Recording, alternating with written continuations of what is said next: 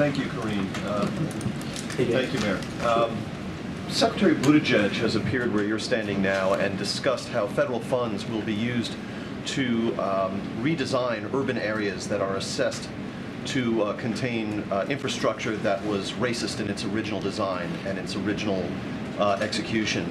Are you collaborating with him on that effort? Are any of the infrastructure funds you're talking about being used for that purpose?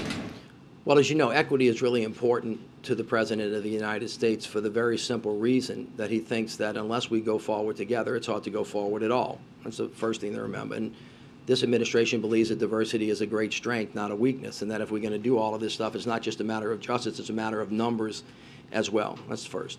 The second part of it is this. There are, in fact, highways, waterways, roadways. If you ask anybody in the African-American community or in communities of color, where do you live, they will often say, I live on the other side of.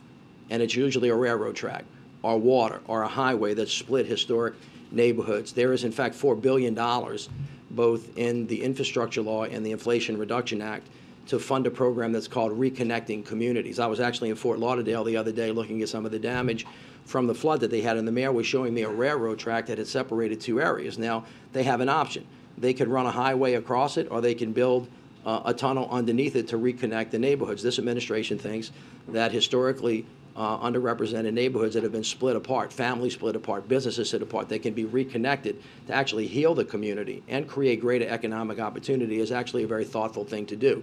And so we're working on that, not only with roads and bridges, but with clean air and clean water, which is what Lead Pipe's about, clean air and clean buses, so that kids shouldn't be getting off of school buses drinking that exhaust like Linus, you know, having that dust thing following behind him. All of those things are a part of the work that we're trying to do in the infrastructure law. So where the urban redesign piece of it is concerned, is it you or Secretary Buttigieg who enjoys final disposition over the allocation of those funds or the selection of the projects, et cetera? As the infrastructure coordinator, I don't have final disposition over anything. My job is to herd cats. And so as a consequence, what we've done is we've had 17 different cabinet level meetings working with each of the cabinet secretaries so they can coordinate their activity. I've asked each of the governors in the country on behalf of the president to appoint an infrastructure coordinator to help coordinate with us, and then I've talked to 1,700 mayors across the country so all of our teams can work. But all of the cabinet secretaries are the ones that are ultimately responsible for making the final decision on all the grant programs that come to them. And then, of course, the other half of this bill is formula funding, which goes out by operation of law.